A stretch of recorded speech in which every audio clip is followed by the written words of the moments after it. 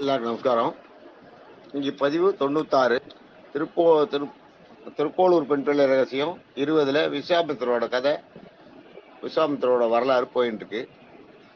இதில் போன தரம் நம்ம பார்த்தது இன்னைக்கு பதிவில் என்னன்னா, 2 பிள்ளைகள் பிறக்கிறா.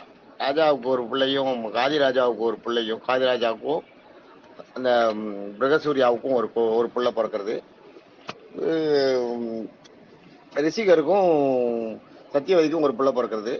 ரிஷிகருக்கும் சத்தியவதிக்கும் பிறக்கிற பிள்ளை தான் கௌசிகர்னு பார்த்தோம். அந்த முதல்ல அந்த காதி ராஜாவுக்கும் அந்த பிரகசூரியாவுக்கும் பிறந்த அந்த பிள்ளை என்ன ஆறுதுன்றதை பார்ப்போம். அதுக்கப்புறம் இதில் வரலாம். அதுதான் ஜமதக்னி முனிவர் அரச குலத்தில் பிறந்தவர். அரச குலத்தில் பிறந்து அவருக்கு அரசனுக்கு உண்டான எல்லா பயிற்சிகளையும் கொடுக்குறாங்க. குழந்தைய அவர் எல்லா பயிற்சியையும் கற்றுக்கிறார், எல்லாத்தையும் பார்க்குறார்.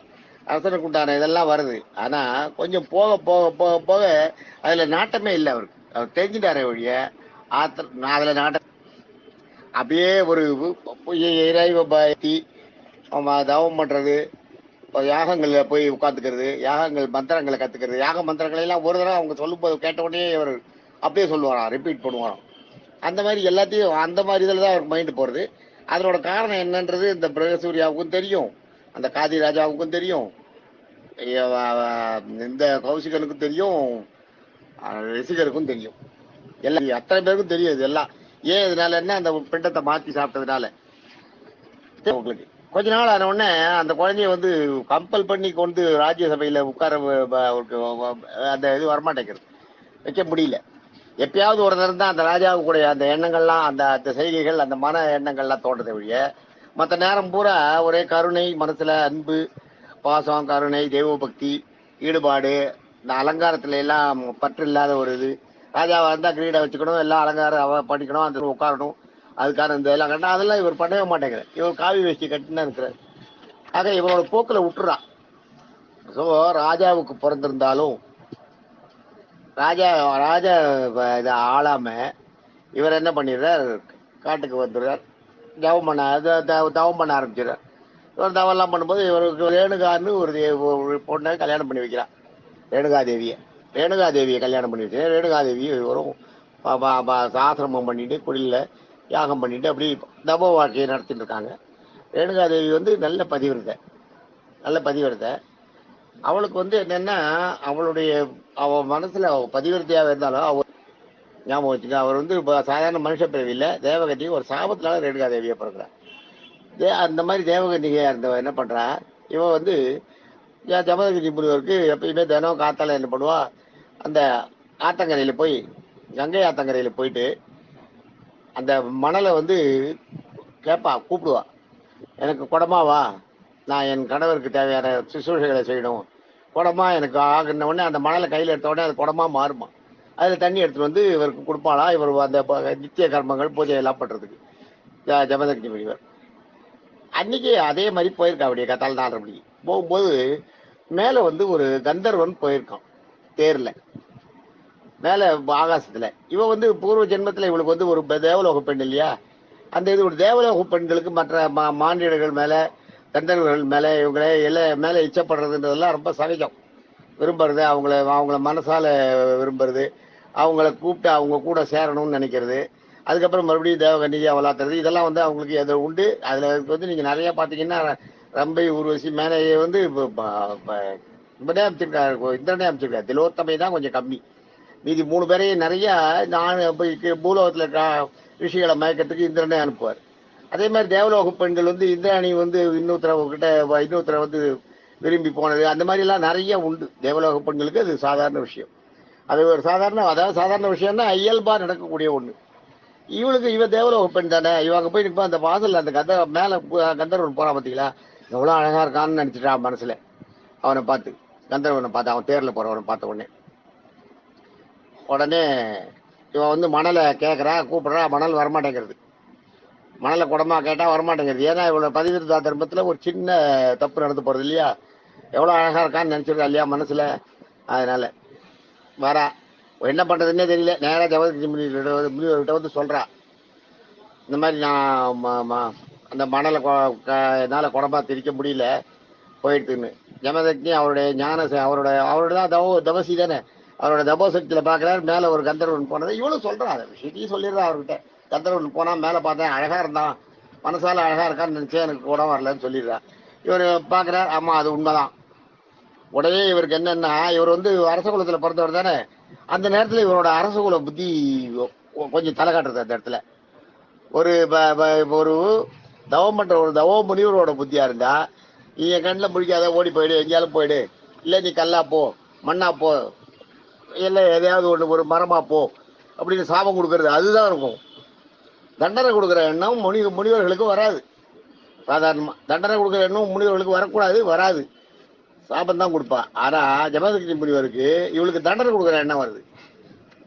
அது ஏன்னா அது ஜமதக்னி முனிவர் அது என்னன்னு சொல்ற, தண்டனை கொடுக்குற எண்ணம் வருது. என்ன சொல்ற, இந்த ஜமதக்னி முனிவருக்கு 5 பிள்ளைகள். வசுன்னு ஒருத்தம், விஸ்வாவசுன்னு ஒருத்தம், பிரகத்யானுன்னு ஒருத்தம், பிரகத்வான்னு ஒருத்தன், ராமபத்திரன்னு ஒருத்தம். 5 பேர், 5 பிள்ளைகள். இந்த 5 பிள்ளைகளையும் கூப்பிட்டு முதல்ல இருந்து அந்த வசு கிட்ட கேட்கிறார், அம்மாவோட தலையை வெட்டுன்றார் இவர் ஜமதக்னி முனிவர். அடாத செயலாம் செய்ய மாட்டேன்றான். உடனே அவனை நீ போன்னு வாட்டி விட்டுறார். அப்புறம் அந்த விஸ்வாவசு அவனை கூப்பிட்டு சொல்றார் செய்யின்னு. அவனை நான் அம்மாவெல்லாம் தலையை வெட்ட மாட்டேன்றான். 4 பேரும் சொல்லிடுறான். இந்த கடைசியில ராமபத்திரன் இருக்கான் பார்த்தீங்களா, அவனை கூப்பிட்டு சொல்றார், நீ வந்து அம்மா தலையை வெட்டு அப்படின்னு. சரி எனக்கு ஆயுதம் கொடுங்கன்ற ஒரு கோடாலியை வர வச்சு கொடுக்குறார். மந்திர சக்தியால பரசுராமர் கோடாலியை, அந்த கையில இருக்க கோடாலியால அம்மாவோட தலையை வெட்டிடுறார். மந்தை சொல் மிக்க மந்திரம் இல்லைன்றது இல்லையா, அதனால தலையை வெட்டோன்னே அந்த தலை தான் இன்னைக்கு வந்து நீங்க பாத்தீங்கன்னா காளி கோயில்ல தான் காளி தலை மட்டும் இருக்கும், பாத்துருக்கீங்களா? தலை மட்டும் வச்சிருப்பாங்க. ரேணுகா தேவி கோவில்லாம் பாத்தீங்கன்னா வெறும் தலை மட்டும் இருக்கும், உடம்பு இருக்காது. அம்மா தலையை வெட்டிடுறார், இந்த ராமபத்திரன் வெட்டிடுறார். அவர் என்ன பண்றார், அந்த ஜமதக்னி முனிவர் அதை பார்த்துட்டு இருக்காரு எதிர. அது தலையை வெட்டிடுறார், போயிடுறது. போன உடனே இவர் என்ன பண்றார், இந்த பிள்ளை 5வது பிள்ளை அந்த ராமபத்திரன் இது மாதிரி பண்ண உடனே அவருக்கு ரொம்ப அந்த பிள்ளை மேல அன்பாயிடுறது. ஏன்னா இந்த 4 பிள்ளைகள் சொல்லி செய்யாது இந்த பிள்ளை செஞ்சுட்டானே. அந்த நேரத்தில் மறுபடியும் இவரோட தவோ சக்தி, அந்த தவ முனிவரோட அந்த எண்ணம் வந்துடுது மனசுல. வந்து எவ்வளவு பெரிய யாரு செஞ்சுட்டோம், என்ன வரம் வேணும் கேளு அப்படின்ற. கேட்ட உடனே பரசுராமருக்கு ஒரே வரம் தான், நான் இந்த ஆயுதத்தை வெட்டினேன் இல்லையா, இந்த கோடாரி என் கூட இருக்கணும், என் செத்து போறேன் என்னோட அம்மா உயிரோட வரணும் அப்படின்ற. உடனே அவன் அம்மாவை உயிர் பிச்சு கொடுத்துறாரு. அவன் அம்மாவை அது வந்து இன்னொரு இதுல சொல்லுவா, வேற ஒரு பாடியோட சேர்த்துறாரு, அதுல வந்துடுறது. அதனால காளியோட தலை முண்டமாவே இருக்குன்னு அதெல்லாம் கதையில அது மாதிரிலாம் இல்லை. அம்மாவை உயிர் பிச்சு கொடுத்துறாரு. அம்மாவை உயிர் பிச்சு கொடுத்த உடனே பரசுராமருக்கு சந்தோஷமாயிடுறது. அம்மாவும் கிடைச்சாச்சு, கோடாலியும் கிடைச்சாச்சு. அப்பா தான் செய்த அந்த ஜபம் அதெல்லாம் இருக்கு இல்லையா, அது எல்லா பலனையும் இவருக்கு கொடுக்குறாரு. பரசுராமருக்கு கொடுத்துட்டு, நீ வந்து உலகத்தை நிகர் இல்லாத ஒரு அரசனா நிகர் இல்லாத ஒரு வீரனா வழங்குவ அப்படின்னு சொல்லிட்டு போயிடுறார். மறுபடியும் ஜபம் பண்றேன். ஜபம் பண்ணும்போது என்ன பண்றான், கார்த்தவீர்யார்ஜுனன் ஒருத்தம். இந்த கார்த்தவீர்யார்ஜுனன் என்ன பண்றான், இந்த பேர் இருக்கார் பாருங்க ஜமதக்னி முனிவர், இதை இருக்கட்டும், இந்த ஜமதக்னி முனிவர் ஜபம் பண்ண போறாரு. இந்த ஜமதக்னி முனிவர் இவர் என்ன பண்றாரு, இவர்கிட்ட ஒரு பசு இருக்கு. ஜமதக்னி முனிவர்கிட்ட சவலைன்னு ஒரு பசு. அது என்னன்னா, பார்க்கடல கிடைச்சாங்க பார்த்தீங்களா, கிடைச்சப்ப காமதேனு உருவாச்சு. காமதேனு அதுல வந்தது. பார்க்கடல கிடைச்சப்போ அடுத்தது காமதேனு, கற்பக வருஷம், எல்லாம் மகாலட்சுமி, அதெல்லாம் வரும், ஆலகால வருஷம் எல்லாம் வருது. இது எல்லாம் வந்த அப்புறம் இதெல்லாம் வந்த அப்புறம் தான் அந்த இது வருது, அமிர்த கலசம். அதுக்கப்புறம் தான் வருது. இதுல வந்து முதல்ல வந்தப்ப காமதேனு வந்தது இல்லையா, இந்த காமதேனுவுக்கு வந்து 2 கண்ணுக்குட்டி. காமதேனு வந்துடுது. இந்த காமதேனுவை வந்து இவர் வளர்க்கிறார், இந்திரன் வளர்க்கிறார். இந்திரன் வளர்க்கும் போது இந்த காமதேனுக்கு 2 கண்ணுக்குட்டி. 2 கண்ணுக்குட்டியில ஒன்னு பேர் நந்தினி பேரு, இன்னொன்று பேர் வந்து சபலன்னு பேரு. இந்த சபலைன்ற இந்த கண்ணுக்குட்டி இருக்கு இல்லையா, இந்த சபலை கண்ணுக்குட்டிய ஜமதக்னி முனிவர்கிட்ட வளர்க்க சொல்லி கொடுக்குறார். அந்த நந்தினின்ற அந்த கண்ணுக்குட்டிய இந்திரன் கொடுக்குறான், ஜமதக்னி முனிவரை வளர்க்கறதுக்கு கொடுக்குறான்.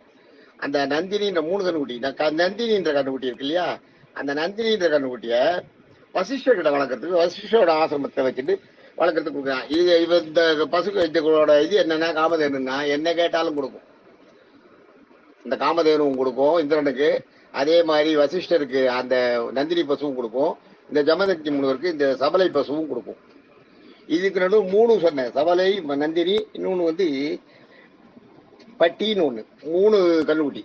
இந்த பட்டி மட்டும் இவா 2 பேர்ட்டையும் கொடுத்தாரு. பட்டியை என்ன பண்றான், இந்த பூலோகத்துல போய் நீ வாயில்லாத மிருகங்கள் இருக்கு இல்லையா, அதுக்கு வந்து என்ன வேணும்னு கேட்க தெரியாது. இப்ப இவங்க 2 பேரும் என்ன கேட்டாலும் இந்த 2 பசுக்கள் கொடுக்கும். ஆனா அந்த 3வது அந்த பட்டின்றது நீ வாயில்லாத மிருகங்கள் காட்டுல போயிட்டு வாயில்லாத மிருகங்களுக்கு என்னன்னு கேட்க தெரியாது. அதுகளுக்கு என்ன தேவையோ அதை பார்த்து கொடுக்கணும் நீ. அது எவ்வளவு பெரிய உயரிய செயல் அது. கேட்காமலே என்ன தேவைன்றத நீயே அறிஞ்சு அவங்களுக்கு கொடுக்கணும். காட்டுல இருக்கிற பசு வந்து தண்ணி தாகத்துல அலையிறதா, உடனே தண்ணியை வர வச்சு அவங்களுக்கு தண்ணி கொடுக்கணும். அவங்களுக்கு பசு மேயத்துக்கு பில்லு இல்லையா, உடனே அது அவங்களுக்கு வந்து பில்லை வர வச்சு கொடுக்கணும். இது மாதிரி அங்க போய் அந்த மிருகங்களுடைய தேவைகள் என்னன்றதை பார்த்து அந்த மிருகங்கள்லாம் செத்து போகாம காட்டுல உயிரோட வாழறதுக்கு வழிகாட்டி, அதே மாதிரி ஒரு மிருகத்துக்கு ஆபத்து வந்துன்னா அந்த ஆபத்து வரதை அதுக்கு சபிக்கையால காமிச்சு அதை ஓடி போக வச்சு இதெல்லாம் பண்ண வேண்டியது உன் பேலன்னு அந்த பட்டியை வந்து காட்டுக்கு அனுப்பிடுறாரு.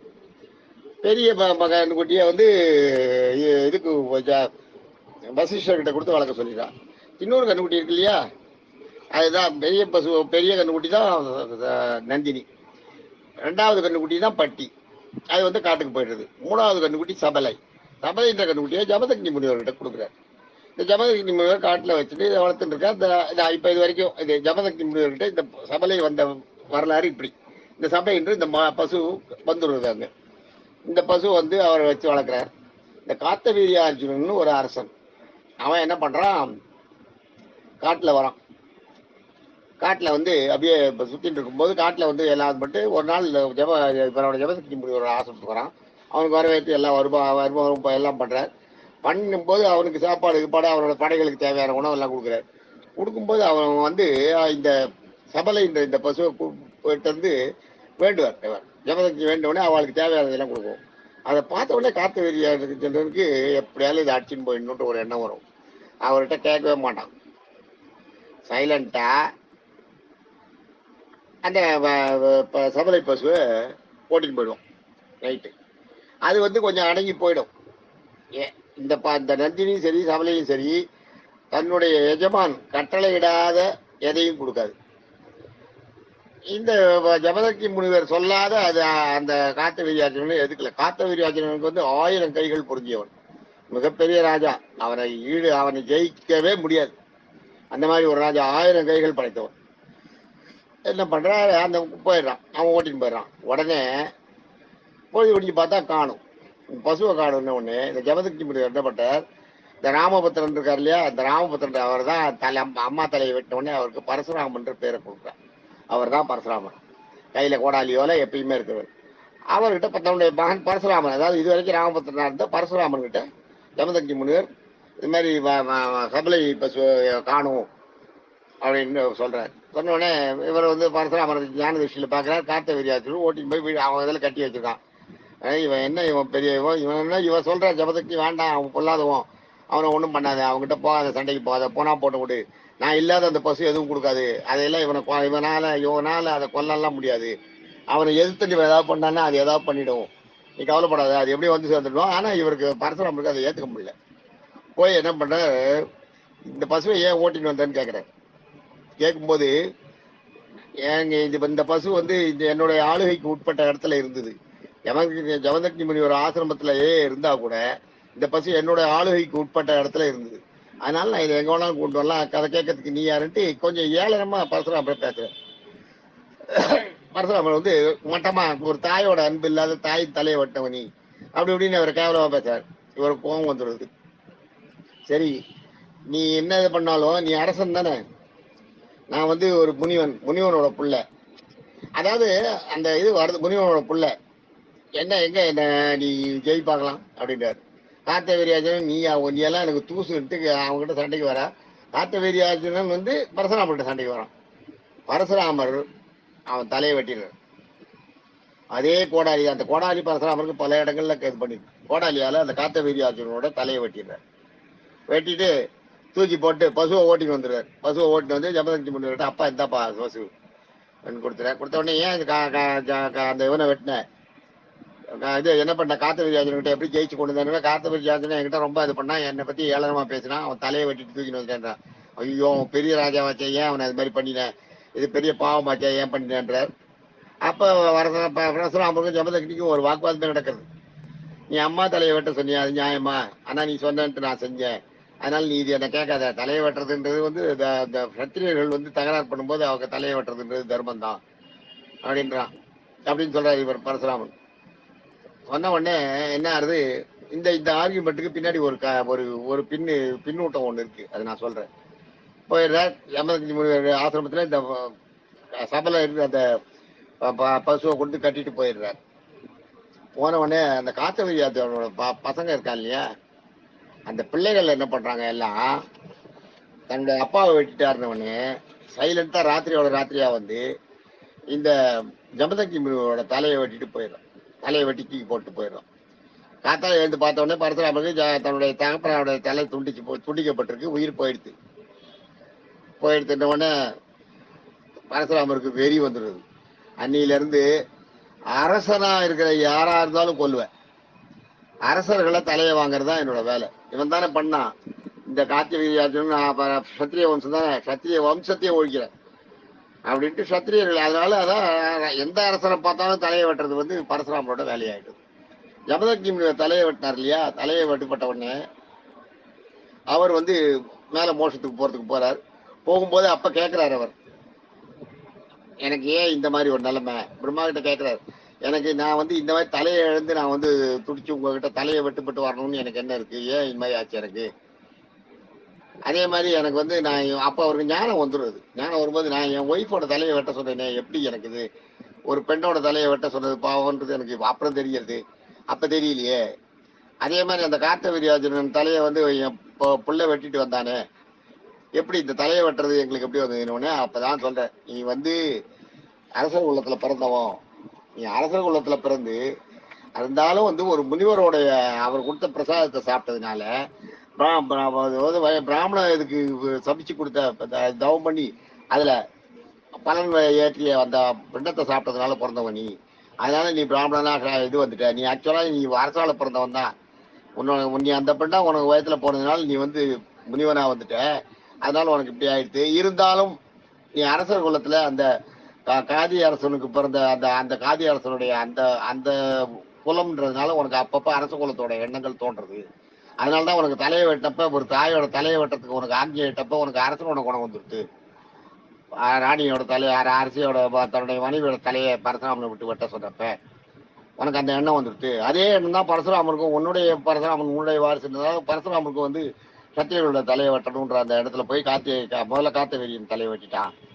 அதே மாதிரி அவங்க வந்து உன் தலையை வெட்டின அப்புறமும் பரசுராமனுக்கு கோபம் வரதுக்கு காரணம், பரசுராமன் வந்து அமைதியானவன், அப்பா சொல்ல கேட்க தட்டாதவன். உன் தலையை வெட்டவனே ஒரு வெகுண்டு எழுந்திருக்கு, அந்த குணம் வந்து பத்தியா. இது எல்லாமே உன்னுடைய குலம் அரசர் குலத்து அந்த மரபணு உன்னுடைய சேர்றதுனால அப்பப்ப தலை தூக்குறது. பரசுராமர் எவ்வளவோ அவெல்லாம் பண்ணுவார், எல்லாம் பண்ணுவார். ஆனா அரசனை கண்டவனே அரசன் குணம் வந்துடும். எந்த அரசனை சத்திரிய அரசன் தலையை வெட்டுவான், அதுதான் நீதி, இயற்கை நீதி. அதுதான் இனிமேலும் அப்படிதான் பண்ணுவான். எல்லா அரசர்களையும் கண்ணில் பாக்குற அரசர்கள் தலையெல்லாம் புள்ள வெட்டுவான். அது காரணம் என்னன்னு, அவன் வந்த வழி வந்து அவன் வம்சம் வந்து அரச வழி. தவம் பண்ற அந்த தவ வழியில வரல. நீ தவம் பண்ணி எல்லாம் பண்ணினா கூட, எல்லாமே பண்ணி தபசியா இருந்தா கூட உன்னுடைய அரசனுடைய குணம் வந்துடுது. நீ வந்து சாப்பிட்டது வந்து ஒரு தவம் பண்றவனுக்கு கொடுக்க வேண்டிய அந்த பலனால நீ பிறந்ததுனால அந்த அந்த தவசின்ற பலனும், காதின்ற அந்த அரசனுடைய குலத்துல பிறந்ததுனால அந்த அரசனுடைய அந்த அந்த குணமும் அப்பப்போ உனக்கு தலை தூக்குறது. அதனாலதான் நீ வந்து உன் மனைவியோட தலையையும் வெட்ட சொன்ன. அதே மாதிரி பரசுராமருக்கு வந்து அந்த தண்டனை அந்த செய்ய சொல்றது உனக்கு மனசு, அந்த ரத்தத்தை பார்த்து உனக்கு துடிக்கல. பிராமணனா இருந்தா ரத்தத்தை பார்த்து துடிக்கணும், உனக்கு அது துடிக்கல. அதே மாதிரி பார்த்தா பரசுராமனும் வந்து அந்த காத்தவீரியன் தலையை வெட்டினப்ப அந்த இது துடிக்கல அவனுக்கு. உன் தலையை வெட்டி ரத்தம் வந்த உடனே அவனுக்கு வந்து கோவம் தான் வந்தது ஒழிய அப்பா இது மாதிரி ஆயிட்டேன்ற எண்ணம் வரல, பழி வாங்குற எண்ணம் தான் வந்து. இது எல்லாமே இந்த அரச மரபணு உன் உடம்புல, உன் பிள்ளையோட உடம்புல சேர்ந்துட்டதுனால வந்ததுதான் அப்படின்னு சொல்லிட்டு அவருக்கு வந்து அந்த விளக்கத்தை கொடுக்குறார். கடைசியா ஜமதக்னி முனிவருக்கு மோட்சம் கிடைச்சிடுறது. பரசுராமர் கதையை நம்ம இன்னொரு தான் எட்டாலும் பார்க்கும்போது பார்க்கலாம். இதோட இதை நிறுத்திப்போம். இது வந்தது. இப்ப வந்து அடுத்த நாளைக்கு வந்து அந்த கௌசிகர்கிட்ட போற கௌசிகர் பிறந்த கதை அதை பத்தி பேசுவோம். தேங்க்யூ.